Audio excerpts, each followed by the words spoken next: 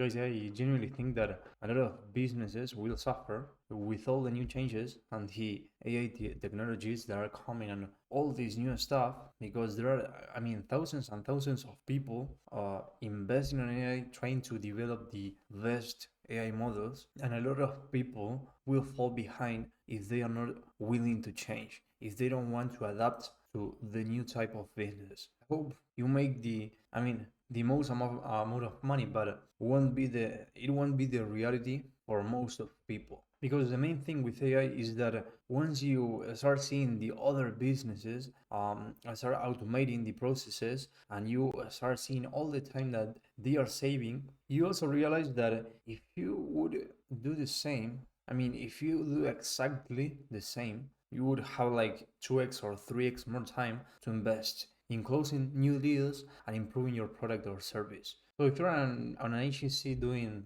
10K, 15K plus per month, I will show you the first system that I think you should automate. And look, even though this is a way to stop being the bottleneck nowadays and to scale your business, in a couple of months will be a matter of driving or not. In the new era of AI. But first of all, so you know me a bit better, a while back I was running a marketing agency with a friend of mine, and we started from completely zero, okay, without knowing anything about the marketing. And we started doing cold calls, cold emails, grinding every single day from 10 hours a day to 12 hours plus per day, without having weekends or anything like that. And at some point we started seeing results. We started closing clients, but the more clients we closed, the more work we had. Every new client meant the same thing over and over again: send the onboarding document, requesting ad account access, create the drive folder, set up a ClickUp, explain the process on a call,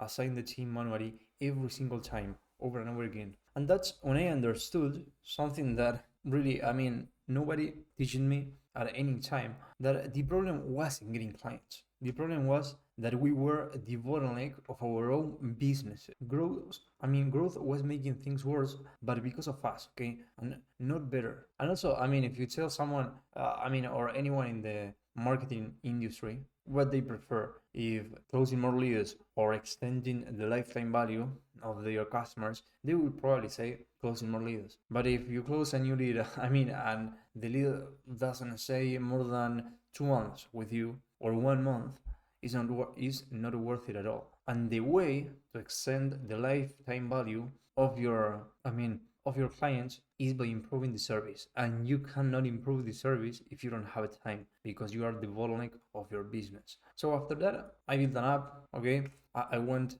deep into building systems. I built an app for a dog hotel. The owner was doing everything manually: booking services, pricing, calendar management, everything depending on him. He couldn't take a vacation, couldn't raise prices without doing it by hand manually. Okay, something that nowadays is not worth it, and couldn't grow because every new booking cost him time and energy. So I automated the entire operation so the business could run without him in the middle of every task. But let's talk about the real problem, okay, of not doing this. This is the hidden tax of every new client. Using the onboarding document, request access to their ad accounts, wait for them to grant it, create the folders on Drive, all the tasks assignment, and that could be 4 to 6 hours per client every single time that you close a new client. And this not only doesn't scale, but at the same time it stresses you a lot. I was feeling completely overwhelmed when I had the marketing agency. If you close 2 clients, that's 10 hours of admin. 4 clients, 20 hours, 8 clients, 40 hours. You have basically created a second shop inside your own business, and that's the main problem. What I was telling you, growth, instead of freeing you, buries you. And that's literally, the pattern that shows up in almost every single agency that hits the wall. The founder does everything, not because they are bad delegating, but because they are never systematized the process, okay, or they are afraid of doing it. They don't want to let go because they think they are the best. But you cannot be the best at everything. You need to be the person that your agency a future vision, not the person doing the manual work. Now, I tried all of this, but let's talk about what doesn't work, okay? First of all, hiring someone, I mean, it makes sense on the surface, okay? If you're overwhelmed, bringing in help. But if the process isn't documented and systematized first, you're just transferring the chaos to another person, and that's not the deepest problem, but also you are wasting your time hiring someone on a broken process instead of improving your service or improving your product. So basically what you do is that you duplicate the problem instead of solving it. Then using templates, okay, creating a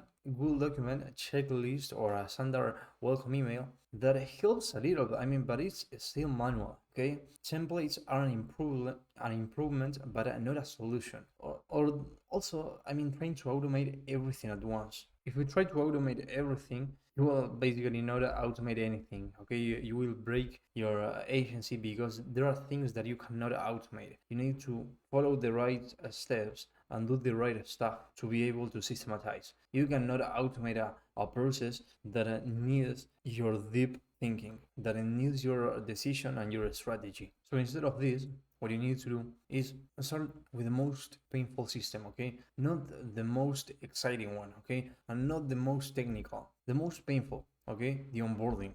We onboarding and not something else, because it's the only part of your business that repeats exactly the same with every new client, okay? It doesn't matter what type of agency you run or what service you offer. The process of starting with a new client always has the three same steps, okay? And if something is done repeatedly, you can systematize it without any issue. And the result is one thing, okay? The client starts getting served without you being required for that to happen. So with that, what you basically do is that you nail the first 90 days and you increase the lifetime value. What I was telling you at the beginning of the video. Maybe it's not the thing that excites you